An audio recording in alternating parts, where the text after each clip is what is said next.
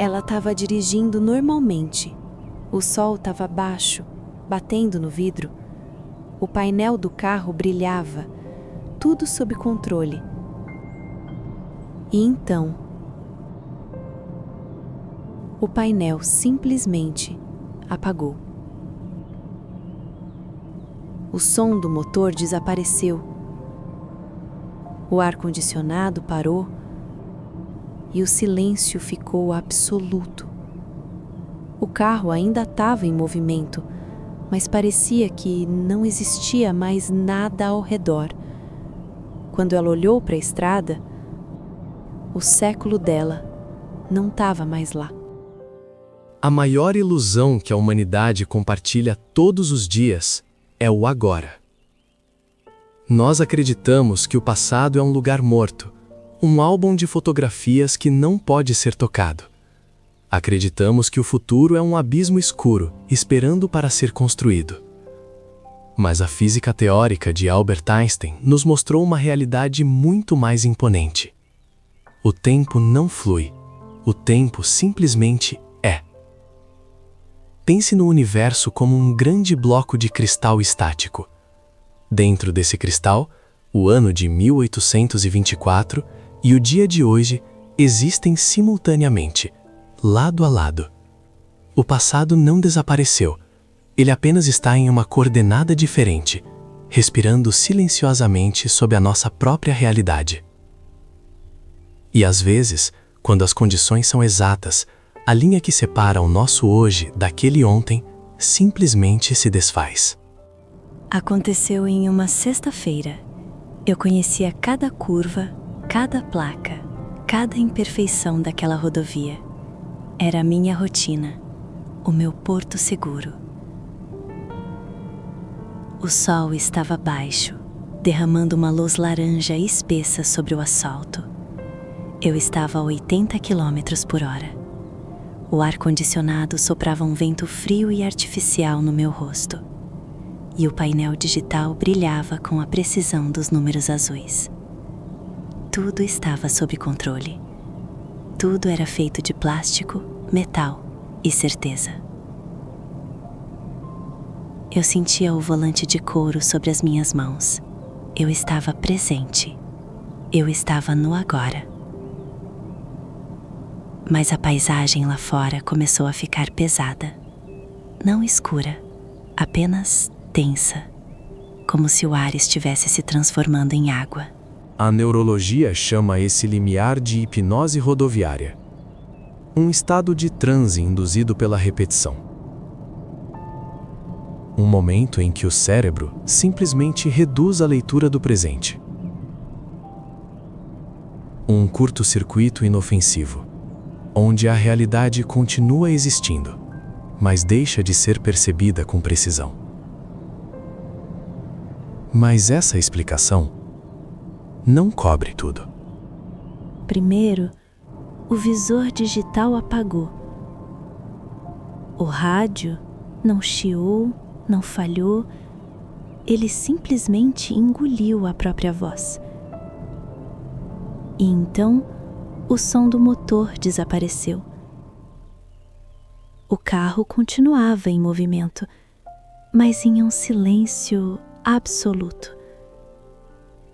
Uma pressão suave tapou os meus ouvidos, como quando a gente mergulha em uma água morna. O ar frio do ar-condicionado foi substituído por uma brisa leve que entrava pelas frestas do carro. Mas aquela brisa não tinha cheiro de asfalto, nem de combustível. Ela cheirava a terra recém-revirada, a eucalipto úmido, a um ar que não pertencia ao meu tempo. Eu tirei o pé do acelerador. O carro foi desacelerando, como se estivesse sendo conduzido. E quando eu olhei para além do vidro, o meu século não estava mais lá. O asfalto simplesmente não existia mais. No lugar dele havia uma estrada de terra clara, marcada por sulcos de rodas que não eram de borracha. Não havia postes, não havia fios, não havia nenhum som de máquina.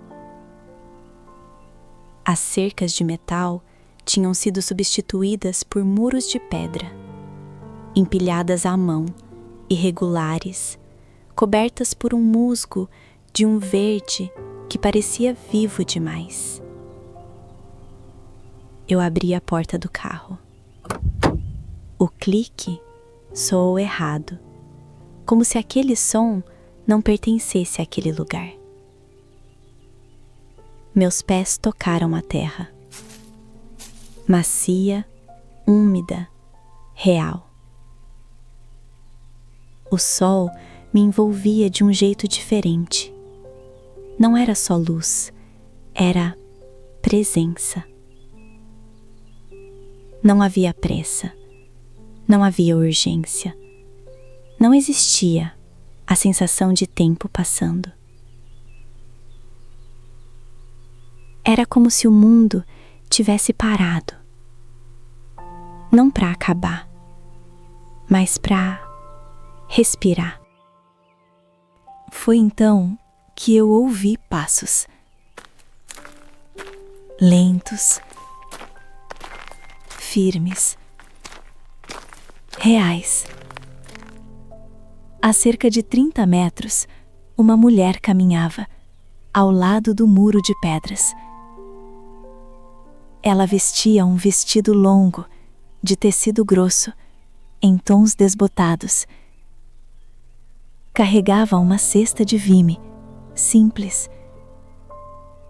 O ritmo dela não seguia relógio nenhum. Seguia o mundo. Eu gelei. Não de medo, mas de reconhecimento. Eu não pertencia àquele lugar, mas ela parecia saber disso. Ela parou. Virou o rosto na minha direção. E ao invés de medo, havia calma. Os olhos dela tinham algo antigo, profundo, silencioso. Como se ela entendesse que nós duas não éramos estranhas. Apenas passageiras, no mesmo lugar, em tempos diferentes. Ela sorriu. Um sorriso pequeno, acolhedor. Como quem diz, sem palavras: você pode descansar aqui. Eu tentei responder. Levantei a mão, mas meus olhos já estavam cheios de lágrimas. E então, um som cortou o céu. Um corvo atravessou o silêncio. O cheiro de eucalipto foi sugado pelo cheiro forte de piche e escapamento. O muro de pedras virou uma grade de aço. O visor digital marcava que eu não havia perdido nem 3 minutos, mas a minha alma parecia ter descansado por 3 semanas. Eu desliguei o carro e chorei com as mãos no volante. Chorei pela beleza do que os meus olhos conseguiram ver. Chorei pela certeza absoluta de que não estamos correndo contra o tempo. Estamos apenas navegando dentro dele. E a ciência pode dar o laudo que quiser. Pode chamar de hipnose, alucinação ou delírio. Mas no dia seguinte, quando eu fui lavar o carro, os pneus modernos, limpos antes da viagem, estavam incrustados de uma terra branca que não existe em nenhum mapa da minha cidade. E, talvez, a pergunta mais honesta não seja "isso aconteceu mesmo?", mas sim, quantas vezes a realidade já tentou te mostrar que ela é muito maior do que parece? Se essa história de alguma forma te fez sentir algo diferente, se ela te trouxe um pouco de paz ou fez você olhar para o tempo de um jeito novo, então talvez você já esteja pronto para enxergar mais do que a maioria enxerga.